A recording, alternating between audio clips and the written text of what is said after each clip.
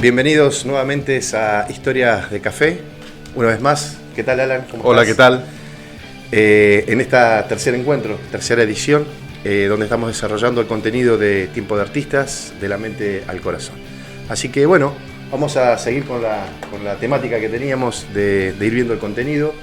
Si querés podemos abrir el juego con un estado de conciencia, que ahí estuvimos viendo ayer un poquito, repasando y viendo las diferentes aristas que tiene esto que se conoce como el despertar de la conciencia o los niveles de conciencia. Así que bueno, yo voy a comentar lo que yo escribí acá y de ahí lo vas a expandir un poquito. Dale, ¿Sí perfecto. ¿Te parece? Sí, me parece. Justo, mirá, para arrancar no está mal, capítulo 22. El gran número maestro. El gran número maestro. Iniciático y trascendental. Muy bien. ¿Cómo estuvo tu semana?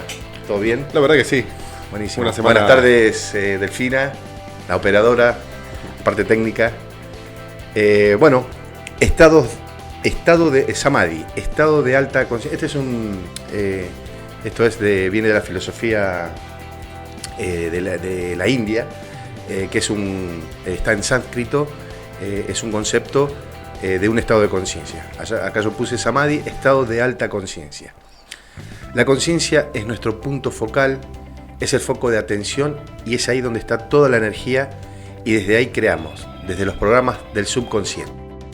Hay un sensor en nuestra mente que se llama sistema de reticulación activada ascendente. Mira, me voy a detener un poquito acá porque hay otra parte que también lo comento. Sistema de reticulación activada es la parte básica de la magia, que es la casualidad.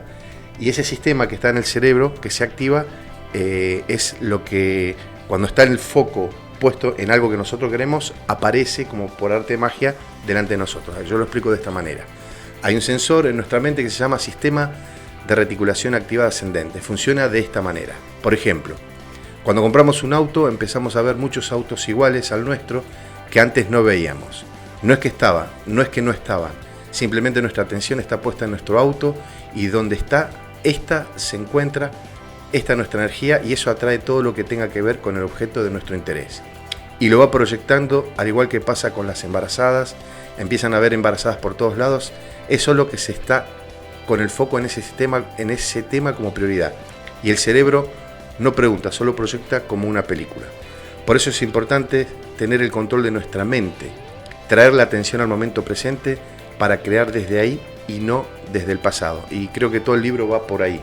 Y todo el desarrollo que vos tenés también tiene que ver con romper todas esas estructuras de memorias que vienen, que están instaladas desde el pasado.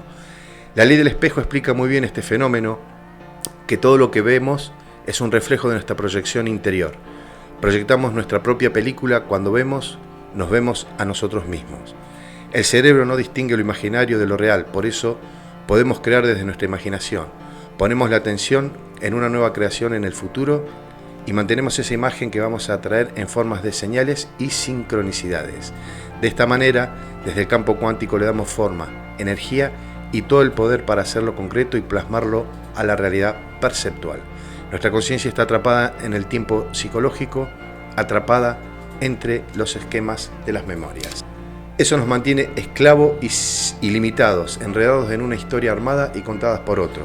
Es mera importancia expandir ese rango limitante hasta adquirir una conciencia universal, más libre, más autónoma. Esto nos lleva así a un viaje interior para sincronizarnos desde adentro, unidad interna, ya que la realidad se proyecta desde nuestro interior y eso nos da una ventaja tremenda de tomar el control como una unidad integral biológica, o sea que podemos reprogramarla. Ese estado de alta conciencia opera fuera del tiempo y el espacio desde otra mente, desde la mente supraconsciente y opera en tiempo real. Samadhi es un estado de alta conciencia, es presencia, es nuestra conexión con la conciencia crística. No estamos destinados, estamos programados. O sea, tenemos algo a favor que podemos reprogramarnos. Exactamente. Y bueno, lo que vos decías, Samadhi, se utiliza también como una cuestión iniciática, podríamos decir. Acá yo anoté lo siguiente, para ir trabajando sobre lo que vos recién dijiste. Es un estado de éxtasis en que la mente tiene plena conciencia, aunque el cuerpo no siente y que al volver a su ordinario estado físico trae consigo y recuerda las experiencias pasadas del estado suprafísico. El ser humano, capaz de retirarse de su cuerpo, dejándolo insensible, mientras su mente se halla en plena conciencia, puede practicar el samadhi. Las prácticas devocionales, que se llaman bhakti, hinduistas, más frecuentes para llegar al samadhi suelen ser la reiteración de mantras, yantras o la fijación de la atención en diagramas generalmente circulares, que son los mandalas. Mirá. Todo eso me predispone a lograr este estado de samadhi. Mirá vos, visualmente. Visualmente o mediante mantras, lo que hemos dicho las veces anteriores, ¿viste? Cómo funciona este tipo de energía y canal de conexión. Ahora bien, dentro de lo que es samadhi existen dos tipos. Paso a citarlos. Dale. El primer tipo es el savikalpa samdhi, un trance, visión o experiencia, aún involuntaria. Que esto me hace acordar a lo que hablamos la vez pasada, el artista como canal pasivo y el mago como canal activo. Acá tenemos dos instancias, una que es involuntaria y otra que es más bien voluntaria. Entonces, es una visión o experiencia aún involuntaria que viene inesperadamente, pues no se tiene todavía el control. Tras muchos años más de práctica de meditación se alcanzará el siguiente tipo. El siguiente tipo es el Nirvikalpa Samadhi. Existe un control voluntario del estado de samadhi, pudiendo entrar y salir del mismo a voluntad con un mínimo de meditación. Mirá, volvemos a esto que siempre era la voluntad, ¿viste? El acto bajo la voluntad de poder, la voluntad de hacer. Es como una energía central que va a predisponerme a hacer este tipo de cosas y lograr cada vez resultados más eficientes. Totalmente. Es profundo la palabra samadhi desde esa filosofía. Exactamente. Y creo que acá estamos hablando de un estado de conciencia. Para llegar a este estado de conciencia, o sea, estamos hablando en la India, como herramienta primordial tenemos al yoga, que el yoga es la unión. Paso a describir un poco. Yoga significa unión. Yoga significa unión. Yoga es la unión y son los pasos, es el paso, digamos, es la herramienta que me sirve para lograr el samadhi, este estado de conciencia más elevado. Y es una práctica física. Física y espiritual a la vez, porque no es solamente un ejercicio, sino que conecta la mente con el corazón, con el cuerpo. Es como que se van liberando diferentes energías latentes que está en el ser. Por eso es tan profunda. Por eso sí, penetra ahonda en lo más profundo del ser humano, hasta poder desatar esas fuerzas que estaban ocultas. Totalmente. Vos practicaste un tiempo. He practicado, sí. Así que entiendo bueno. Por dónde viene el... Quizás es como decía acá, para lograr, por ejemplo, el siguiente estado, el que decía el Nirvikalpa Samadhi, son muchos años. Uno al practicar este tipo de cosas es como que empieza a atisbar. Solamente es como que es un sesgo de lo que es una energía que después se va puliendo. Claro, es como que se va puliendo. Uno apenas, si practicas un par de años, es como que yo creo que apenas empezás a vislumbrar el potencial que realmente tiene todo este tipo de cosas. La prioridad es lograr el vacío. Bueno, dicen que, por ejemplo, esto como dato ejemplar, los grandes monjes del Tíbet, que se sumergen a grandes meditaciones, para lograr 20 segundos de vacío están, suponete, algo así de entre 15 y 20 años para lograr 20 segundos de vacío. Así que imagínate el trabajo profundo que es. No, total. Pero yo creo que en el tránsito de hacer este trabajo está la gran fuente de conocimiento, ¿no? Totalmente. Y siempre tomando en cuenta que estamos en la Argentina, estamos en Neuquén y no estamos en el Tíbet. Bueno, y esto ahora lo vamos a hacer un puente, cómo lo podemos transportar para nosotros poder usarlo, que simplemente con lo que hablamos de los Ho'oponopono, del yoga, son todas herramientas que te llevan a ese nivel de creación de realidad para que uno esté más tranquilo y pueda crear esos sueños o materializar todo lo que uno quiere. Siempre va por ese camino. Por eso el hecho de desarrollar un estado de conciencia que te permita ver todo lo que hay a tu alrededor, ¿viste? Para poder modificarlo o vos poder trascenderlo. Claro, y como herramienta principal, ahora te dejo que continúe, es la observación. Observar continuamente todo lo que nos pasa a nuestro alrededor, porque es la proyección de nuestro subconsciente. Claro. O sea, ahí hay mucho material, mucha tela para... Por eso imagínate que, hablando de realidades por ejemplo, los grandes personajes de la historia, como Gandhi, o por ejemplo el mismo Hitler también, han tenido vidas que siempre fueron muy, muy violentas, les han pasado cosas realmente violentas para que, sea bueno o malo, sean seres que han despertado, entre comillas. O sea, no vamos a financiar al pensamiento hitleriano, ¿no? Pero lo agarramos a él como un arquetipo, lo mismo que Gandhi. Sí, que son lo mismo pero en diferentes grados. Los polos totalmente opuestos. Totalmente, sí. Pero si vos analizás la vida de ellos, no han sido vidas como que fue todo fluido, todo lo contrario. Gandhi tuvo que pasar por experiencias muy dolorosas para llegar a ese estado de conciencia que le permitió desarrollar después toda su ideología. Totalmente. Y mantenerse en una tercer fuerza, que él cuando hizo un discurso frente a dos opuestos, pudo sostenerse en un tercer lugar donde pudo decir algo que lo entendieron y pudo hacer una unificación de opuestos. Que ahí está justamente la magia. Esa síntesis, la esa magia, el mago de cosas. Se basa en eso, en poder integrar los opuestos. Y fíjate que para poder hacer esa integración hay un acto de voluntad que es realmente mayor, que es muy grande, más cuando estás integrando masas que son totalmente opuestas. Totalmente. O sea, lo ves en lo mundano, dos tipos que están discutiendo de fútbol, de equipos antagónicos, se van a poner de acuerdo, se van a chocar las manos. Claro. ¿Cómo es que dicen en la mesa? No se discute ni de religión, ni de política, ni de deporte, porque son antagónicas totalmente. Tiene que venir un gran iniciado para poder conciliar este tipo de ideas. Totalmente. Y claro. Sin embargo, en la experiencia diaria, fíjate cuando juega, por ejemplo, básico, ¿no? River y Boca se matan en los bares. ¿Quién gana? Boca, River. Pero después cuando juega Argentina es como que hace una unificación. Está todo unido. O sea, claro, sin querer en la experiencia podemos ver que es un paso, una decisión. Una decisión, claro, es una voluntad a nivel pueblo, en este caso. Eso mismo que estaban discutiendo por dos equipos chicos, cuando juega Argentina, engloba todo eso. Por eso el tema de las pasiones, ahí ya vamos a el ser humano. Más adelante vamos a desarrollar un poco, porque estamos sumergidos, me estoy adelantando un poco, pero vamos a hablar un poco sobre lo que es la rueda del samsara.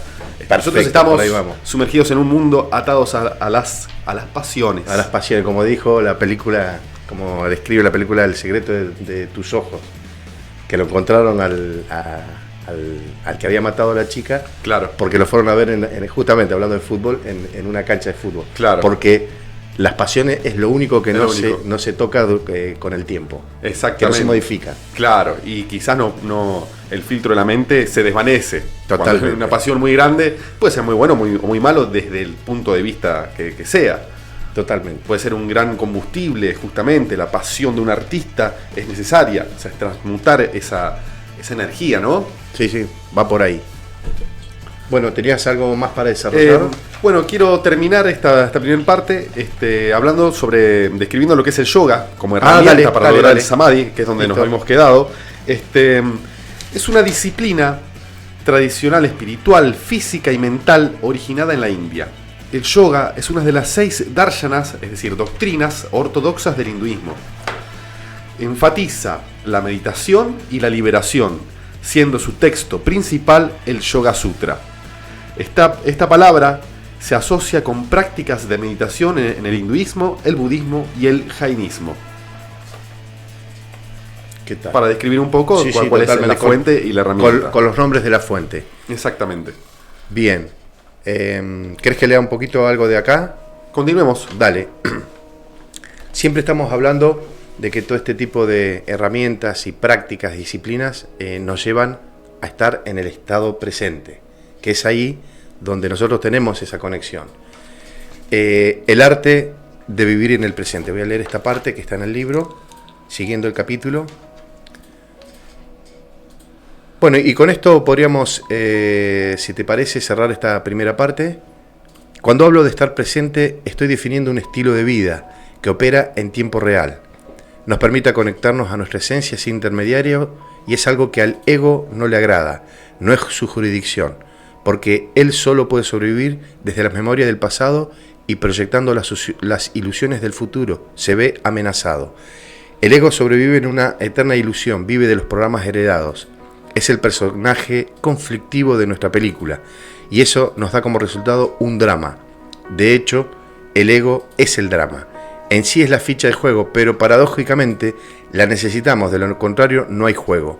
La idea es reeducar al ego, tomar el control y crear una nueva identidad más noble, más relajada, cambiando nuestra forma de pensar, rompiendo los circuitos neuronales de nuestra memoria y desde ahí moldear nuestra personalidad, nuestro mundo. Ahora bien, si nos abocamos a procesar la realidad desde la unidad interior, que ahora después, haceme acordar, hay un símbolo que es de iniciación que habla de esto. Desde la unidad interior vamos a lograr un nivel de conciencia desde un punto de vista más elevado y de esa forma es como estar delante de un cuadro. Lo podremos ver completo si buscamos la perspectiva, es decir, ubicarnos nuestra atención y enfoque visual según cómo nos coloquemos frente al mismo. Es como estar delante de una pintura muy cerca, entonces vemos una parte. La idea de todas estas herramientas es alejarnos 2 o 3 metros para ver la totalidad, ver el cuadro completo. El cuadro completo, ver más detalles. O sea, quizás es una cuestión de perspectivas. Si nos alejamos un poco del cuadro, podemos ver algunos detalles más. Claro, por eso, por ejemplo, bueno, añado una cosa más. Sí. En astrología, quizás todos conocen el signo de Sagitario, signo de fuego, está representado por el centauro. Ajá. El centauro, viste que tiene la parte humana y después parte animal, parte como si fuese un caballo lanzando una flecha. Ah, mirá. A grandes rasgos, la simbología justamente tiene que ver con la expansión de la mente, por eso rige los estudios superiores, los estudios universitarios. Esa flecha es la flecha que simboliza el conocimiento más profundo. Justamente como vos decís, me remito a eso que dijiste, que es lo de ver el cuadro completo, ver más allá, ver otras posibilidades. Quizás no enfatiza tanto en el detalle, pero sí en lo global, en lo magnánimo. Por eso es el símbolo de la expansión. Estamos hablando del último de los signos de fuego, por lo tanto la voluntad ya se sintetiza en algo más grande, que es como lo que vos citaste recién. Eso de ver el cuadro a grandes rasgos, que más completo. Más completo. Por eso, bueno, en el arquetipo del centauro pasa de un animal, es mitad animal, mitad hombre. Empieza justamente a domar las pasiones y a darle un sentido. La búsqueda del sentido tiene que ver con la flecha de este arquero, de este centauro. Perfecto. Bueno, para esta primera parte me parece que está muy bien. Vamos a una tanda y volvemos enseguida.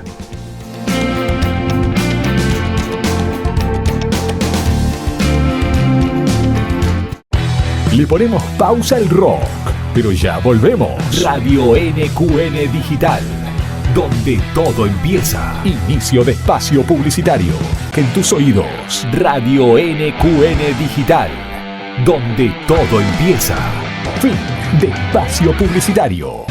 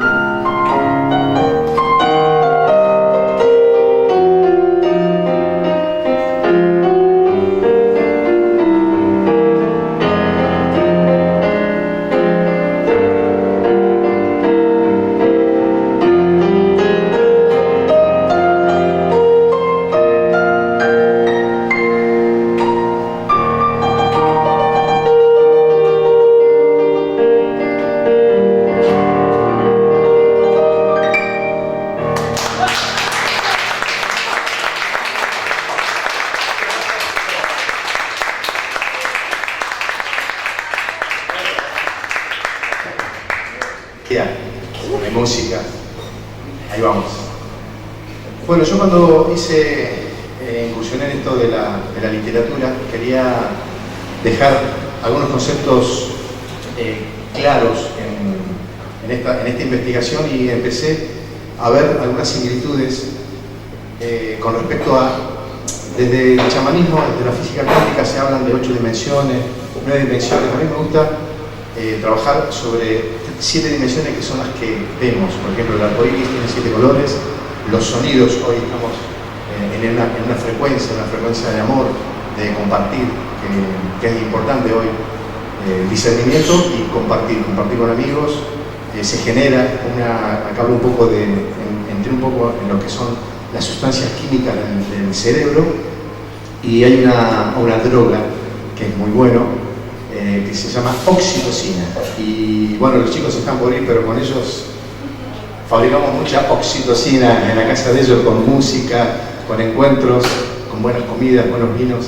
Así que los encuentros entre amigos, por ahí uno no sabe, pero se siente bien, pero tiene que ver con algo químico que pasa en el cerebro. Y hoy es importante el estar reunidos, el generar espacios como este, como para conocernos, para mostrar los trabajos. Les digo mucho a los artistas, hay muchos artistas, cantantes acá, que se animen. Y también es para inspirar a aquellos que yo entiendo que hay muchos que escriben y dejan cosas escritas durante muchos años, y también es una forma de inspirar. Si yo lo logré, que vengo del mundo, nunca escribí, yo el primer libro que me compré fue a los 11 años me regalaron un cuento de tapa dura, y después compré uno que me fui a trabajar a Cabiahue, cómo hablar en público, no sabía hablar en público. Todavía me cuesta un poco, pero ya voy teniendo otras herramientas. Y después los demás son de autoconocimiento, de Bruce Lipton, Joe Dispenza, de un personaje muy importante que pone en conocimiento Jean-Pierre Gabriel Malet, es un físico cuántico, experto en fluidos. Yo tuve la oportunidad de verlo en Barcelona, en uno de sus talleres, y bueno, habla de todo esto, de los momentos importantes que son importantes, y que la imaginación finalmente tiene una estructura, tiene un poder que ahora se está despertando nuestra conciencia en esta nueva era, y estamos como conectándonos a esos poderes, de poder crear la realidad que nosotros queremos, en nuestra salud, en nuestras relaciones, y en todo lo que tenga que ver en nuestra parte económica. La imaginación es muy importante, y los momentos buenos también. Así que bueno, hablo mucho de eso y vuelco mucha información de herramientas para lograr esos niveles, esos estados de conciencia, sin ir mucho al Tíbet y lejos.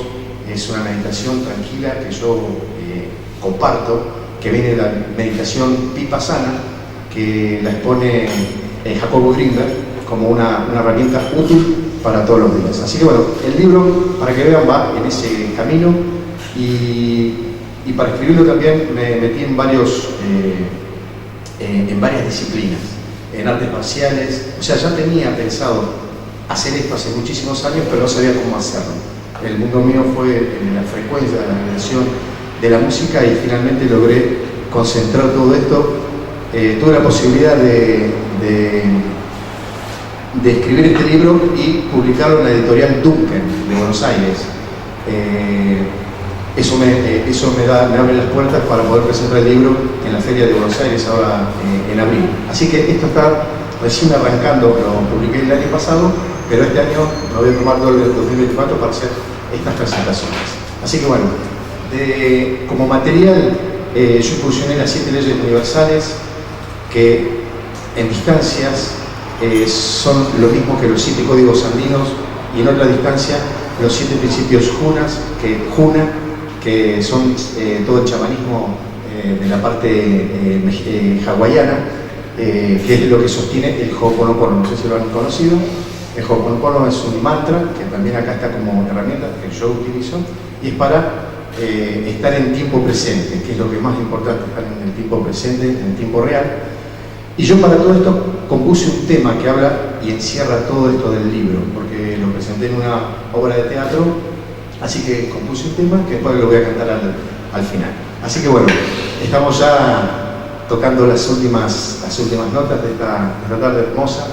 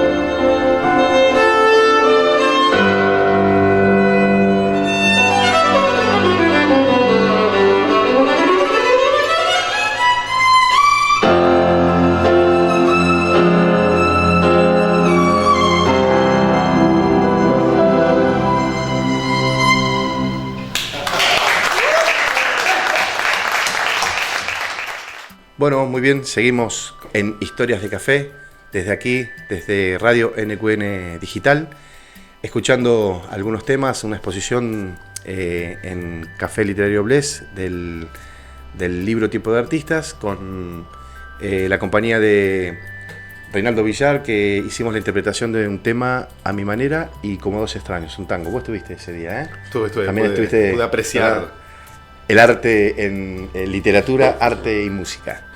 Así que bueno, vos querías hacer un pequeño cierre de la primera parte de Samadhi. Hago un cierre de esta primera parte de Samadhi, que bueno, yo había hablado un poco del yoga, y después como herramienta también, hay una cuestión que es un término que se llama sadhana.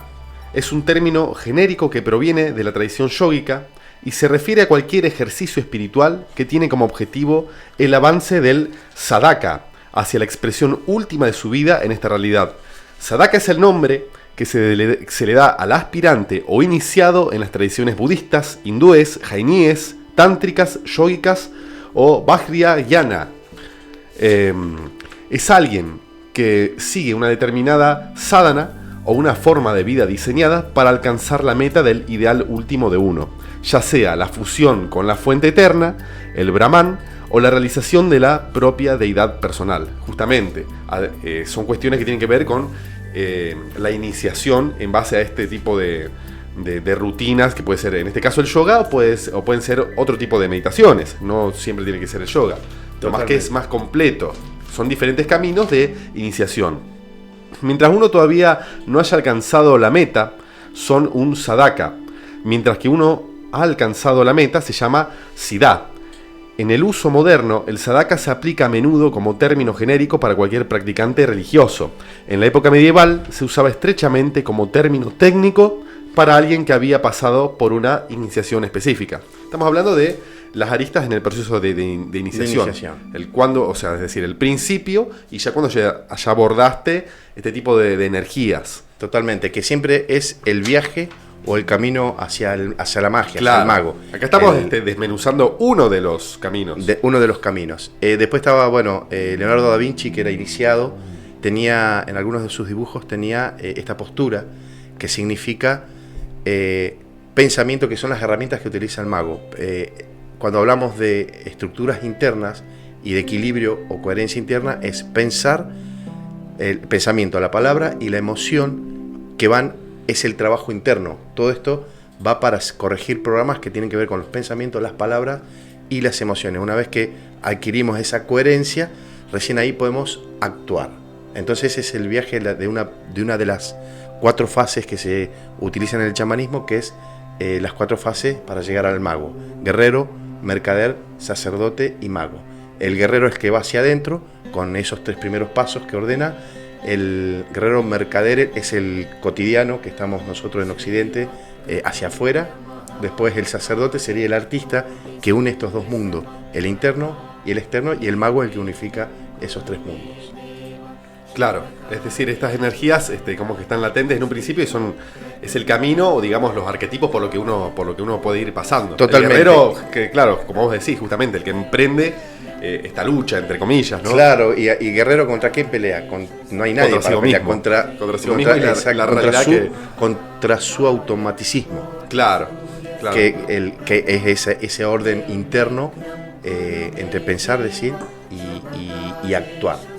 Entre pensar, sentir y actuar. Exactamente. Por eso, remitiéndome al tarot, por ejemplo, en el tarot de Aleister Crowley, hay una carta que se llama el Aeón de Horus, que en el de Marsella sería el juicio. Pero justamente es una carta que rige también la parte vital, o sea, está simbolizada por el elemento fuego, porque es un nacimiento.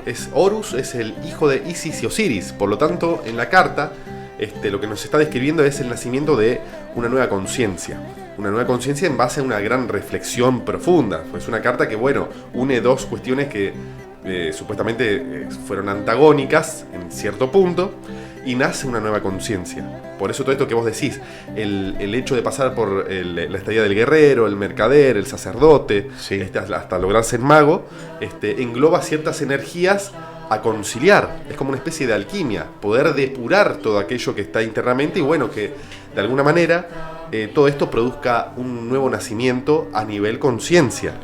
Como lo dice la profecía del águila y el cóndor, es la unión de la mente con el corazón, que hacen esa unión y aparece esa nueva conciencia representada en el Quetzal. Es la unión del águila y el cóndor. El águila y el cóndor como claro, que en la profecía, corazón. Claro, que desde la profecía habla de lo mismo, pero con otra terminología. Claro, es esa nueva conciencia que nace a través de crear esa integración entre la mente y el corazón, o entre los opuestos. Claro, por eso también, remitiéndome al tarot, la carta del carro habla un poco de eso. Unión entre la mente y el corazón para determinar cuál va a ser tu camino. Exactamente. Porque creo que esto va a dar certezas. Si tenés tu mente en armonía con tu corazón, podés lograr adquirir grandes verdades, yo creo. Totalmente. Y hay un ejercicio, después lo vamos a ir desarrollando en otros programas, sobre una conexión mente-corazón, que es muy sencilla. Capítulo 8... Vos vas a hablar de la rueda del samsara, algo parecido, ¿no es cierto? Y acá, capítulo 8, despierta, yo lo puse así, estás en un sueño. Despierta al artista, al dios y diosa que vive en ti y crea la realidad que soñaste. Esto hablando de la unidad interna. Barajar y dar de vuelta. Cuando hablo de la importancia de despertar, es porque la diferencia es muy abrupta, si entendemos bien el concepto y la importancia de lo que es despertar. Todas las profecías y culturas ancestrales apuntan a que en este momento es en el que sucede este fenómeno en cada uno de nosotros como algo natural y parte de nuestra evolución. Y a partir de ahí es donde me doy cuenta de la manipulación en la que nos encontramos. No puede ser, y lo acepto, pero es impresionante ver que muy pocos se dan cuenta del armado ilusorio que hay detrás del escenario de la realidad perceptual, debido a que el sistema está tan bien diseñado y armado que vivimos una ilusión tan real que a veces es mejor ni tocar el tema por herir susceptibilidades. Como dijera alguien, la verdad en sí es dolorosa, nadie quiere enfrentarla, resulta más fácil y es mejor buscar culpable, porque la verdad te enfrenta a tus propios demonios. Por eso es tan compleja. Es un combate, como lo que decíamos, contra uno mismo que te expone, pero te libera. Es necesario y de importancia vital liberarse de esas programaciones en las que sin darnos cuenta nos sumerge el sistema, ya que estamos bajo el principio del mentalismo. Pero por eso está bueno usar este término hindú también, lila, que es pensar que la vida es un juego. Entonces te pone en otra situación. Ser un mago, convertirse en un mago es una decisión, se tiene que estar convencido, vencerse a sí mismo. Y acá tomo algunas palabras de Buda Gautama: quien se ha vencido a sí mismo es un héroe mucho más grande que aquel que ha vencido a 1000 hombres en 1000 batallas. ¿Qué te parece? Hermoso. Buena introducción para buena entrar introducción, buena introducción. La se ha vencido a sí mismo.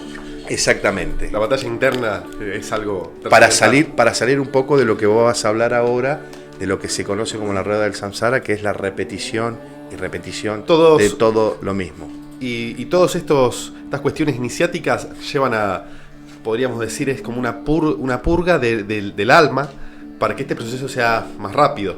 O sea, al tener mayor conciencia, mayor tiempo vas a estar girando sobre esta rueda. Quizás el proceso se va cortando. Por eso también en la India están estos meditadores que es como que están bajo un flagelo intenso. Sí, estos tipos que, por ejemplo, están... hay un festival que se llama el Kumbh Mela, que se da cada 12 años, sí. Y ves grandes meditadores que bajan, vienen del Tíbet, del Himalaya, y los tipos están 12 años con el brazo extendido, 12 años parados, porque el fin último es la liberación. Totalmente. Pero fíjate a qué a través de lo físico. Claro, es como que ya se van desvinculando de lo físico. Esto me remonta un poco al cuarto camino de Gurdjieff, que es el fakir, es el fakir que trabaja sobre la parte física, el cuerpo. Claro. Y quieren llegar a esos niveles de conciencia a través de ese sufrimiento. Para lograr la liberación. Totalmente. Y después estaría el monje, que es el que trabaja con las emociones, siempre físico, emocional, y el mental es el yogi. Claro, entonces el cuarto camino que habla Gurdjieff es la persona común que puede unificar estas tres partes, que siempre hablamos de esa integración interna, claro, de los pensamientos, las emociones. O sea, no hay que hacer la vida de un fakir o de un monje o de un yogi, o sea, lo podés hacer, es una forma, pero hoy con toda la información que tenemos y en Occidente podemos aplicarlo en el día a día tranquilamente, porque navegamos entre pensamientos, emociones y acciones. Claro, es como que siempre lo último va a ser la unificación. Siempre. Por ejemplo, volviéndome al tarot nuevamente, la carta final es el mundo, o en el tarot de Crowley es el universo. Claro. Y en esta carta vos ves, es como un ser andrógino en el medio, y ves los 4 elementos alrededor, y el 5.º elemento en el medio, tratando de unificar, o tomando conciencia de estos 4 aspectos. Y creo que nunca vas a tener el equilibrio justo, pero ese péndulo puede no irse tanto a los extremos. Para no ser tan emocional, o tan mental, o tan físico. Tener un balance espiritual. Es un balance, estar en el... Fácil decirlo, pero bueno, pues hay que aplicarlo. Totalmente. Ojo. Bueno, pero está bueno descubrir en qué es uno, si es muy emocional, muy mental, y ir trabajando sobre justamente, eso. Justamente, tomás conciencia para compensar estos aspectos. Totalmente. Y quedar en el centro. Quedar en el centro. Y no quedar afectado tanto emocionalmente. Claro. Que creo que sería hablando de las emociones, bueno, sí. Justamente estamos dentro de la rueda del samsara. Paso a hablar un poco, a detallar un poco, porque nosotros estamos sumergidos en parte de ese círculo. De ese experimento. La rueda del samsara es el ciclo de nacimiento, vida, muerte y encarnación en las tradiciones filosóficas de la India. En el hinduismo, budismo, jainismo, bon, sijismo y también en otros como el gnosticismo, los rosacruces y otras religiones filosóficas antiguas del mundo. Según estas religiones, en el transcurso de cada vida, el dharma, que son acciones hechas bien o de luz, y el karma, consecuencia de lo realizado negativo o de oscuridad, determinan el destino futuro de cada ser en un proceso del llegar a ser, evolución o involución. Este proceso cíclico termina con el logro del moksha, liberación del ciclo de nacimiento y muerte. El estado de nirvana, en este caso, es muy importante en las enseñanzas de Buda, ya que rompe el ciclo de rueda del samsara. Por eso lo que decíamos anteriormente, un iniciado busca ese umbral, que acá podemos decir que puede ser el nirvana, el estado samadhi, Son diferentes nombres refiriéndose a lo mismo. La misma fuente, la misma como energía. el cuarto estado de conciencia para nosotros los occidentales. Exactamente.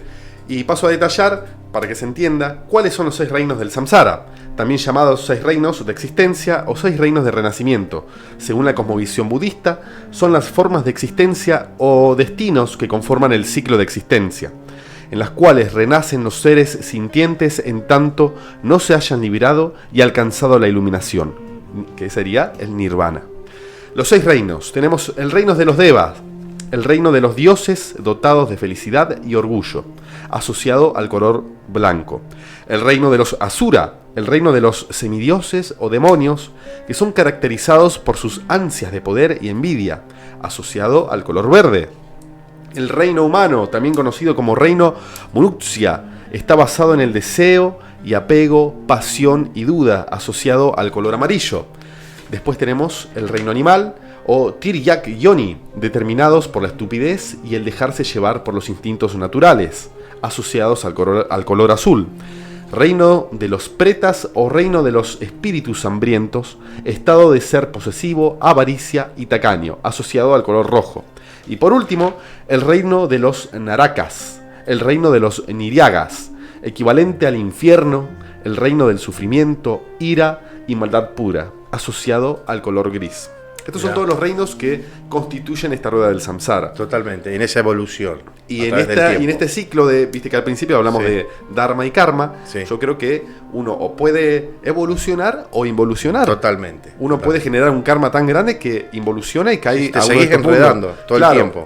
La idea es salir, porque creo que en el de los dioses, yo había escuchado que si bien es un reino, lo paso a citar de nuevo, el reino de los dioses, dotados de felicidad y orgullo, en tanto vos tengas todo el tiempo felicidad y orgullo, digamos, no te va a faltar nada, por lo tanto no vas a evolucionar. Es un mundo en el que quizás no evolucionás. Claro. Lo antagónico de este mundo es el último que había nombrado, el de los narakas, equivalente al infierno, el reino del sufrimiento, ira y maldad pura. Acá tenemos los dos reinos totalmente antagonistas, uno de luz absoluta. Como habías puesto el ejemplo del ejemplo al principio. Claro, acá tenés los dos antagonismos. Por lo tanto, en ninguno podés evolucionar. Si vivís con hambre, con dolor todo el tiempo, no tenés ese umbral para evolucionar. Muy cómodo. Y muy cómodo, no tenés ganas. Tampoco. No, bueno, estoy muy cómodo. ¿Para qué hacerlo? ¿Para qué moverme? ¿Para qué gastarme si ya estoy muy cómodo? Creo que finalmente este juego está bien armado. Pero para poder evolucionar. Claro, para poder aunque a veces no nos gusta tanto.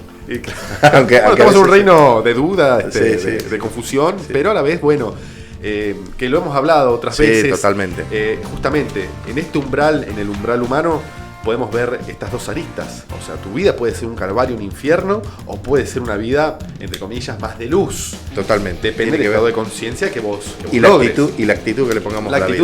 Actitud y voluntad, es lo que volvemos a lo mismo. Perfecto. La voluntad de poder en este caso. Buenísimo. Vamos a una tanda y seguimos con esta charla. Perfecto.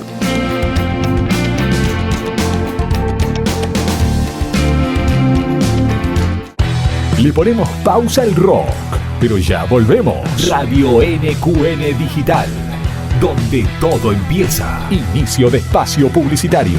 En tus oídos. Radio NQN Digital, donde todo empieza. Fin de espacio publicitario.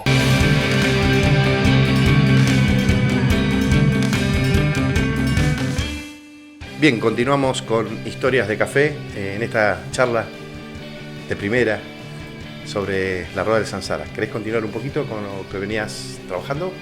Sí, paso a redondear un poco sobre el tema de la rueda del samsara y hay un gran libro que es el Bardo Todor, que acá se pueden encontrar algunas recomendaciones como para librarse.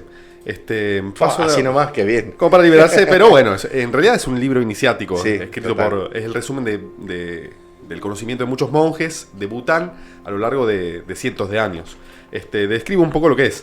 Dale. El Bardo Todor, que se llama La liberación por audición durante el estado intermedio o libro de los estados intermedios, en Occidente conocido como el libro tibetano de los muertos, es una guía de instrucciones para los moribundos y los muertos que, según la creencia del budismo tántrico del Tíbet, permite alcanzar la iluminación, el nirvana, durante el periodo inmediato posterior a la muerte y por algunos días más, a fin de evitar renacer e ingresar nuevamente al samsara, pues se considera que la muerte dura 49 días y después de ello sobreviene un renacimiento en el ciclo de reencarnación.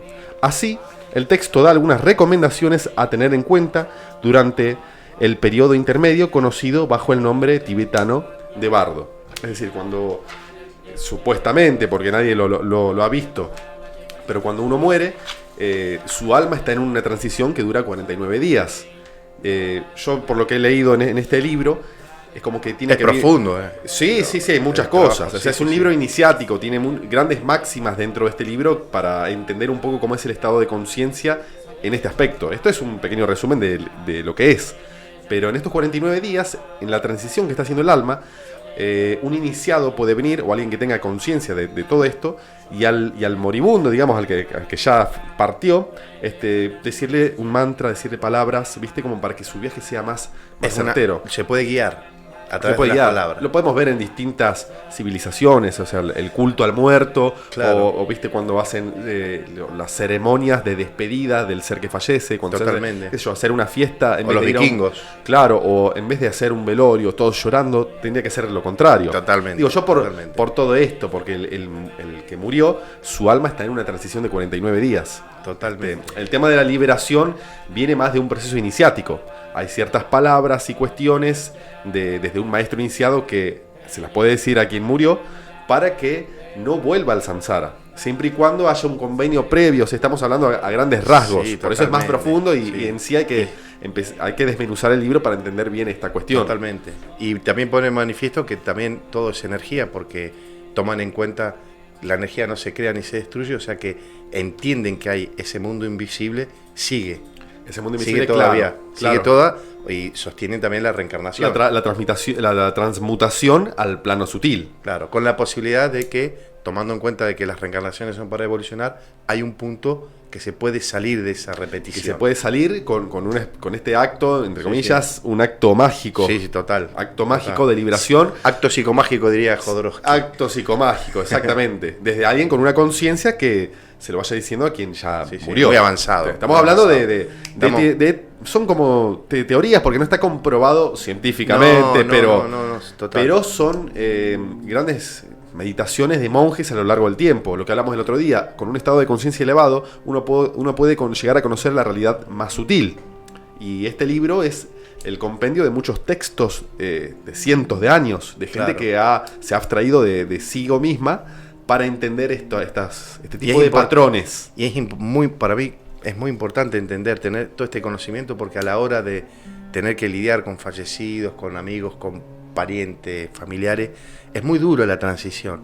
Y a veces no se tiene el conocimiento desde la ciencia, no nos dan respuestas claras y tenemos todo un montaje, una escena tétrica cuando debería ser diferente, claro. Para alivio de todos los familiares y todo eso. Yo lo veo.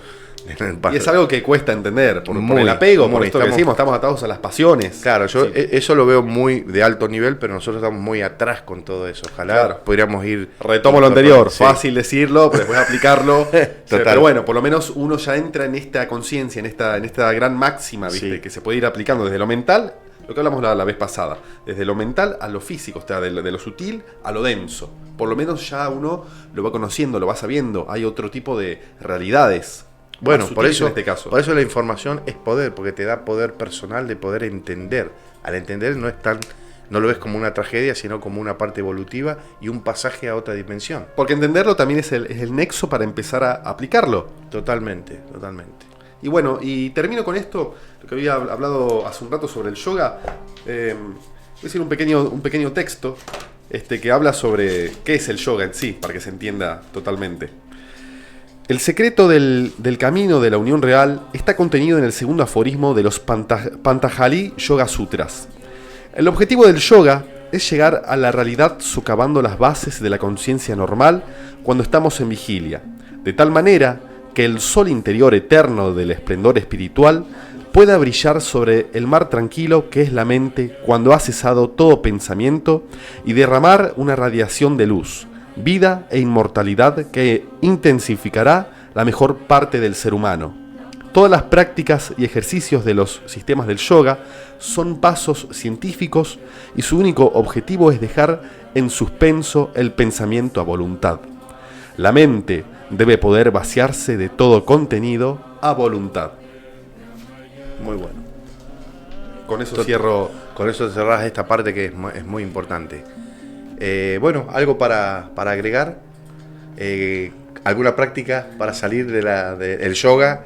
El La yoga, bueno, meditación. y los mantras. Después también vamos a entrar en el mundo de la respiración, que también es una forma de... Va todo de la mano. La respiración consciente, estar consciente de la respiración es muy importante también para ir rompiendo esas pequeñas estructuras mentales que vienen del pasado. Claro, la liberación. La liberación. Vamos por una buena liberación liberación. de programas. Claro. Y como dijiste antes, no es fácil. Creo que, bueno, vos en tu libro, Bueno, quien lo lea puede sí, darse sí. cuenta de los primeros capítulos. Totalmente. Bueno, hemos llegado al final de esta tercera edición. Gracias a toda la audiencia. Esto es Historia de Café, chamanismo, arte, física cuántica y espiritualidad, un programa cultural patagónico que nos permite unir diferentes puntos de vista de la naturaleza a nuestra realidad, cómo se crea y cómo podemos moldear esa realidad a través de modelos de técnicas, herramientas y métodos. Quien les habla, Tano Recchioni, Historias de Café, donde convergen la ciencia y la magia. Muchísimas gracias. Muchísimas gracias y saludos.